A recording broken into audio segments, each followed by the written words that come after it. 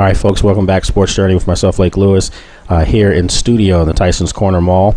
Right now I'm joined with Mr. Josh Kern, Director of Hockey Operations for Hardcorehockey. What's going on? What's going on? How's it going? I'm good. I'm happy to have you in here, and we talked a little bit off the air. Scott knows this stuff, folks. A little bit later I'm going to give him a quiz as far as favorite hockey player in the NHL today, maybe who are the top 2 or 3 players and why are they the top 2 or 3 players. I think he's the right person to break it all down. For our listeners out there, Hardcore Hockey, we talked a little bit off the air about it. Not your normal setup, folks. I mean, this gentleman's from Alaska, grew up playing hockey, junior leagues, and he's really trying to give back to a lot of the kids and let them understand, you know, what it's going to take for them to be great hockey players. Tell us a little bit more about Hardcore Hockey. Hardcore Hockey is based out of SkateQuest in Reston, Virginia. Okay. And, you know, we titled it Hardcore Hockey for the high energy, the intensity. We're kind of bringing the Alaska-style hockey to Virginia.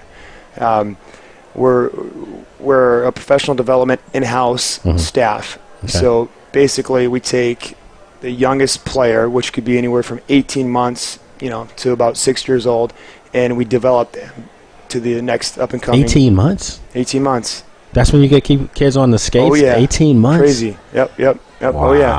Wow. And if you teach them right, you know, the specific skating technique, and they just get it down. It's just like walking. But the sooner they start, the more they're going to catch on, and the easier it's going to be. Now, as far as this area, obviously the Capitals are the NHL team here. But do you feel like hockey is as big in this market as, say, coming from Alaska? Or we know about Canada, and it's clearly no with that. But do you feel like hockey's growing here because of the success of the Capitals? Bottom line, Alex Ovechkin. I think, you know, he's brought a lot to the table, and he's a superstar. Every kid idolizes him, and he's been around, and he just gets it done for the league, and it's grown hockey in Virginia. Wow. Now, getting back to Hardcore Hockey, let's just say you have 5 kids, and they have 5 different skill sets. Do you own in on those skill sets, you know, to help them get better at what they're specifically trying to accomplish? Or do you have, like, group sessions where kids pretty much get the same instruction? Yeah, look, what we have is whether it's the age level, and they're in 5 different groupings or same grouping, we just break it down where we have them skate around, we evaluate them, and, you know, the way we look at it is if they can skate with the puck. We break it down even further, these specific techniques, and we put that on a pivotal form, whether that's a lesson, clinic, or camp. Obviously, the lessons are going to benefit you more. A small group setting will too as well. But seeing them on the iPad with video analysis is honestly, that's something I never saw, never had, and seeing is believing.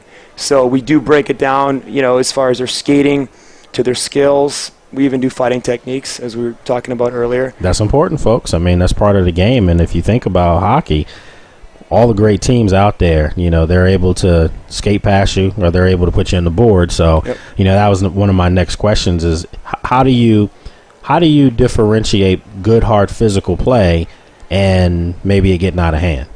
Well, obviously, you know, hockey, not everybody knows, but you do have job roles. And once you're at that junior level, then, you know, college, pro, you're required to provide that job role on the ice. Okay. So fair. You're going to have tough guys. They might be able to play, and that's what they are missing. But they can drop the mitts, and it can change the game pace. Well, let me ask you this, because I have been. I've been a little outspoken as far as the fighting, and I've said this, that, you know, hockey is like the only sport that's out there where that's part of the game. Yep. However, I've always said I think hockey could still have good, hard-nosed, clean, you know, play and ban the fighting, though. I mean, is that realistic? Or stop. I'm saying, you know, because you know, I've got a lot of buddies that play in the NHL, and they're tough guys. And you know, and I look at them going, hey, you know what, you should work on your skills a bit. But they're doing MMA now. You know, they're doing jiu-jitsu on the floor. They're just, you know, pounding away and just studying fighting techniques. But you still to drop the mitts. Yeah, there's a specific technique. I mean, I can show you. Well, we might not have enough room in here for that, folks. But, I mean, listen, Josh, this is the thing. if you put somebody in the boards, that speaks for itself. You know, if you knew when the Brashears would come on the ice back in the day, Scott Stevens, you knew those guys were looking for someone. Yeah. And why can't that still be the case? But as soon as you start throwing punches, there's a repercussion as far as suspension of some games or something like that. Now you're talking old school, new school. Okay. So back in the day when you had Gretzky, you know, Mule, I mean, everybody, you know, that now you have Ovechkin where, I mean, if he's not hitting, he's not playing his game. That's true. That's true. You know, and when he hits someone, you know, someone else is going to come after him, whether he's the best guy in the league or not. Well, it was like with Gretzky. You know, I remember one time someone actually came after him and threw those punches, and you saw what happened afterwards. So the whole team's coming after him. Absolutely. Yep. You're a marked man after that. Yep. I mean, that's part of the strategy, and that's fine. And maybe if the local team here had that kind of enforcer on the team, maybe we wouldn't be having this conversation. Yeah. Well, listen. You know, one of the things that I've always said is I like people that do things that are different, you know, be a little bit more innovative than the next person. And I'm excited about this product. I think you guys have something real special here. Obviously, the following shows for itself. And the fact is it's needed because most hockey, you know, not to take a knock on, you know, my home country or anything like that. I mean, you're from the United States, from Alaska. But let's face it, here on the East Coast, this is more about football, maybe about basketball, maybe baseball. Yep. But to have something that what you're doing, I think a lot of kids, if they find this, if they, you know, they really see what you guys are about, I think you're going to have even more kids coming out, and you already have a lot right now. Correct. I mean, you know, in Virginia, you're limited with ice. You know, you can't go outside and skate like you can, you know, in Alaska. You have to pay for your ice, and then you have to pay for your instruction. I mean, that's weekly. That's just an extra monthly bill. You know, but bottom line is, you know, yeah, we offer player developmental as far as the basic fundamentals to the pro levels. Cool. Breaking down the technology with the terminologies, you know, on, you know, pivotal forms to pinpoint exactly what you're missing and what you need per age and level. What's your youngest age right now that you have, and then also what would you say is the oldest age that you guys coach right now? Youngest age, well, we had the 18-month, but now he's 3. I'd say 2 years old right now. Wow. Yep. Wow. Yep. Pretty good, too. And can skate.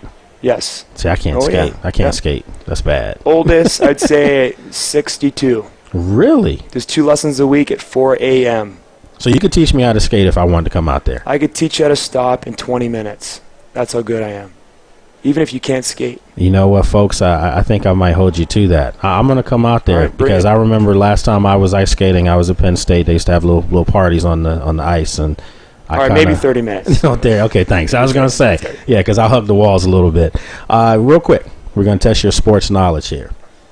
Obviously, this guy knows his stuff. You should have heard him. You know, the stuff he was telling us off the air was like, wow. So, you know me. I got to see if I can stump him, and we'll see if he can do it. So, real quick, top 3 players in the NHL, in your opinion. I would say Crosby, Ovechkin. All I got is 2. Okay. Crosby and Ovechkin. What about, let me throw some names out there. What about Stamos? Didn't cross my mind, but he is a goal scorer. But no. We'll go back to Ovechkin and Crosby. What makes them so great? Ovechkin's got the quickest release in the league, and he can score it well. Okay. He's an all-around player. Okay. Crosby, he just sees the ice. He could play with anybody, and he's a clutch superstar. So he's the guy that's going to score in clutch moments, and that's why he gets paid, and that's why he's the best player. Okay. All right. I'm going to throw. This is something I do with a lot of the guys. I'll give you 2 players, and you have to pick between one. Okay. We're going to go Gretzky, Lemieux. Wow. That's tough. I got to go Gretzky. Okay. Reason being? It's Gretzky. That's fair, man. He's the man. It's Gretzky. Yeah. That's like saying Jordan, you know. Exactly. All right. I'm going to go Grant Fuhr or Patrick Roy. Wow. I'd say Fuhr. Really? Yep. Oh, yeah. Yep. Okay. All right. Edmonton's not far from Alaska. That may be a little biased there. No. Did you grow up an Oilers fan? What's that? Did you grow up an Oilers fan? Edmonton Oilers fan? No, Detroit. Really? Red Wings, yeah. Okay. Oh, yeah. All right. Well, if that's the case, then I'm going to throw this out at you. Oh, he's done his homework. Chelios or let me think. They've had a lot of players up there. Chelios or I'm trying to take my pick here. Chelios or and Chris Chelios. Tommy's sitting here like wondering who we're talking about. Chris Chelios or Messier. Chelios. Really? There has not been another Chelios. Period. Okay. Period. All right. Who's your favorite player of all time? Ovechkin. Really? Oh, yeah. Yeah. That's interesting because, I mean, you have Gretzky out there, Lemieux, you have all those great players. Yeah, and granted, hockey's just changed where everybody's hitting now. I mean, you saw the last series in playoffs. And not to bring up the Caps, but, you compare Boston against the Capitals. Every single guy in the corner hitting and, bringing that high-intensity level play where it's like, wow. So to you, he's a complete player then. Complete player, yeah. It's a shame that he has not gotten to that Stanley Cup, as far as winning one or getting there. Do you think, and this is I hope this is a fair question. I'm asking a real hockey person here, folks. Josh Kern, Director of Hockey Operations for Hardcore Hockey, located here in Reston, Virginia. If Ovechkin doesn't win a championship, does that really taint his career? Does it keep him from being really mentioned with the all-time greats? I believe so. I believe so. And it's unfair, but that's just the way greatness is looked at. As a player, and what I'm seeing in the past 5 to 6 years, I think Ovechkin will leave the Capitals if he knows he doesn't have a good enough squad to get a ring. And that could be sooner than later if that's the case. Then. Oh, yeah. I mean, in fairness to the Capitals, I will say they've had 3 different coaches. Literally, as John Carlson, who came on the show, told me, he said, "Hell, we had 3 coaches in 8 months." and it's very hard to adapt with. Sure. Oh, yeah. You look at Adam Oates. You remember him as a player. He was one of those players that could score, and he kind of was an all-around player himself. Correct. Yep. I think Ovechkin has related to him. I think that they have a bond there that I think Ovechkin may not have had with Boudreau or Dale Hunter for that matter. Correct. Yep. Do you feel like another year in this system, maybe the Capitals don't go backwards, but they actually do take the next step forward? Well, I think what's down on paper right now, as far as who they signed in the past 2 weeks, sure. No. I I agree.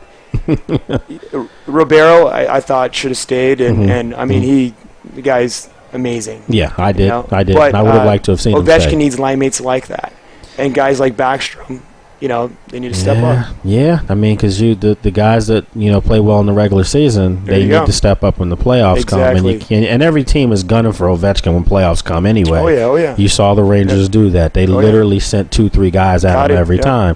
So. Folks, Josh Kern, Director of Hockey Operations, Hardcore Hockey. How do you think he did? Yep.